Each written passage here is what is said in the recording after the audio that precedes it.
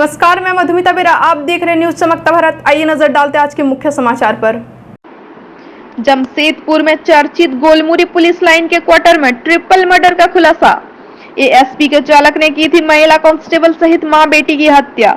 जमशेदपुर के गोलमुरी थाना अंतर्गत पुलिस लाइन के स्टाफ क्वार्टर संख्या LSG J5 में महिला पुलिसकर्मी सविता रानी हेम्ब्रम, उसकी मां लाखिया मुर्मू और बेटी गीता की हत्या सुंदर टुडू ने नहीं बल्कि एसएसपी के चालक रामचंद्र सिंह जामुदा ने की थी। एसएसपी प्रभात कुमार ने प्रेस वार्ता में इसका खुलासा कर दिया है। पुलिस ने रामचंद्र की निशानदेही में घटना में प्रयुक्त लोहे का रॉड और घटना के समय पहना हुआ कपड़ा बरामद किया है। रामचंद्र ने प्रेम प्रसंग में घटना को अंजाम दिया है। जानकारी देते हुए एसएसपी प्रभात कुमार ने बताया कि सविता और रामचंद्र 2016 से परिचित थे।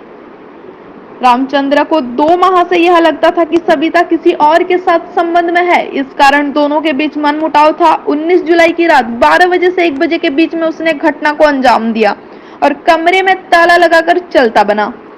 यह है मामला। गुरुवार देर रात पुलिस लाइन के क्वार्टर नंबर LSG J5 निवासी महिला पुलिसकर्मी सविता रानी, उसकी मां लाखिया मुर्मू और बेटी गीता का शव बरामद किया गया था।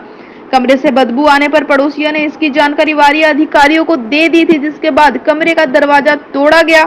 तीनों की हत्या गला घोटने के बाद धारदार हथियार से वार कर किया गया था।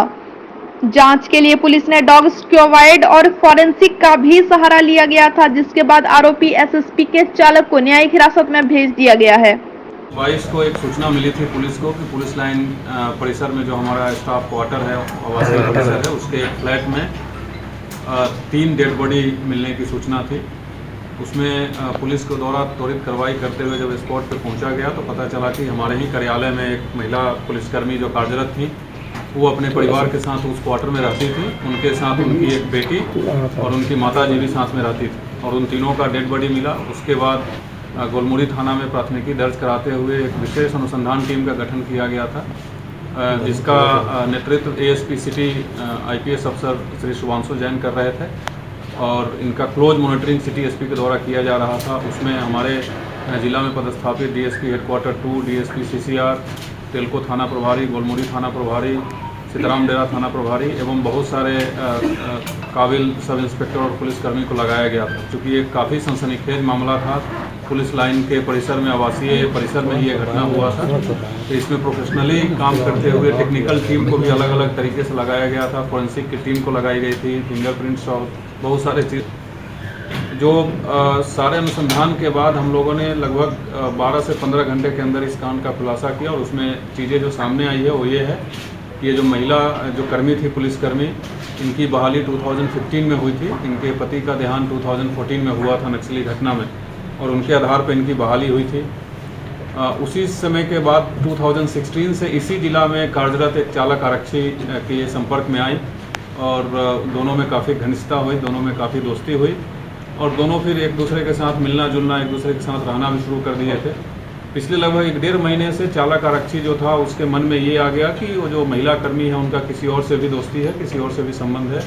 उसी कारण को लेकर के ये अपने मन में ग्रज पाले हुए था और लगभग ये प्लानिंग इसके मन में पिछले कुछ दिनों से चल रही थी कि या तो जो लड़का है जो जिनसे इस महिला कर्मी का संबंध या दोस्ती बना है उसको रास्ते से हटाना है और बेसिक प्लानिंग यही थी। उसी प्लानिंग के दौरान हमेशा की तरह ये उस क्वार्टर में 19 तारीख की रात्रि में उस क्वार्टर में जाता है, वहाँ साथ में रहता है और उसके बाद कुछ बात हो जाती है जिससे मनमुटाव होता है, दोनों में झगड़ा होता है और महिला को एक जो गियर लीवर होता है, एक लोहे का रड है छोटा सा, उससे वार करके उसको घायल कर दिया जाता है। जब वो महिला चिल्लाती है तो उसकी बेटी आती है अपने आप को बचाने और कोई ना जाने कि ये घटना हम कर रहे हैं, इसके लिए बेटी के ऊपर भी वार किया जाता है और सिमिलरली जब उनकी बूढ़ी माताजी बचाने आती है उनके ऊपर भी वार किया जाता है। सब्सिक्वेंटली तीनों को उस लोहे के रड से घायल करके उनको मार करके उनकी मृत्यु हो जाती है। उसके बाद ये बात करके, बिकॉज ये फ्रिक्वेंटली वहाँ आना जाना करता था, इसको सब कुछ पता था,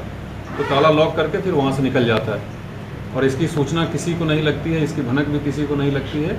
और जब इसकी महिला कर्मी की खोजबीन होने लगती है और उसके बाद जब अगल बगल के लोग जानते हैं कि ये 2 दिन से क्वार्टर से बाहर नहीं निकल रही है या फिर ऑफिस में भी नहीं आ रही है, उसके बाद ये सारी चीज़ें पता चलती है, पुलिस को सूचना मिलती है और ये इस प्रकार की घटना फिर हम लोग ये पता चलता है। तो यही पूरी घटनाक्रम है। इसमें एक ही जो हमारा चालक आरक्षी है वो इस पूरे घटनाक्रम को अंजाम दिया है, जिसकी गिरफ्तारी हो चुकी है। उनके ही निशानदेही पर जिस लोहे के रड जो गियर लीवर है बेसिकली उससे जो वार किया गया है उसको भी जब्त किया गया है, बरामद किया गया है उस चालक आरक्षी के निशानदेही पर। घटना के समय जो चालक आरक्षी कपड़ा पहने हुए था उसको भी बरामद किया गया है और जो मोबाइल का इस्तेमाल करता था चालक आरक्षी उसको भी जब्त किया गया है। बाकी बहुत सारे टेक्निकल डिटेल्स हैं हमारे पास जिसको हम लोग अनुसंधान के दौरान उपयोग में लाएंगे और आज इनको गिरफ्तार करके जेल भेजा जा रहा है और पूरी टीम इस तरीके से काम कर रही है कि इनको सख्त से सख्त सजा दिलाई जाए। Thank you. कैसे दिया सर घटना का अंजाम? किस दिन सर ये? 30 की इंटरवीनिंग नाइट्स में। तो सर ये ड्राइवर ही हुआ ना, एसएसपी Yes. का ड्राइवर ही ना? मुंह बंद के मारा गया है। कुछ नशीला पदार्थ भी खिलाया है? देखिए जैसा मैंने पहले बताया तो उनके जाने से कोई संदेह उत्पन्न वैसा हुआ नहीं उस दिन। प्लस गर्मी का दिन है, हर घर में फैन चलते रहता है, एसी भी चलते रहता है, उससे आवाज़ लोग सोए भी रहते हैं, अमूमन आवाज़ नहीं आती है। और ये जब महिला कर्मी को मारा डेफिनेटली उनके घर के लोग उठ गए आवाज़ सुन करके, उसको भी मार दिया। उसके बाद जो बूढ़ी माता जी आई उनको भी मार दिया। और फ्लैट भी काफ़ी अलग अलग है। अगर आप फ्लैट का स्ट्रक्चर देखेंगे तो एक कॉर्नर के रूम में जहाँ घटना हो रही थी तो वहाँ से किसी दूसरे फ्लैट में आवाज़ जाना रात को 1 बजे जहाँ सब लोग सोए हो, तो ये पॉसिबल है कि किसी को कुछ सुनाई नहीं दिया होगा। दिन भर की ऐसी तमाम छोटी बड़ी खबरों के साथ जुड़े रहने के लिए देखते रहिए न्यूज़ चमकता भारत। नमस्कार।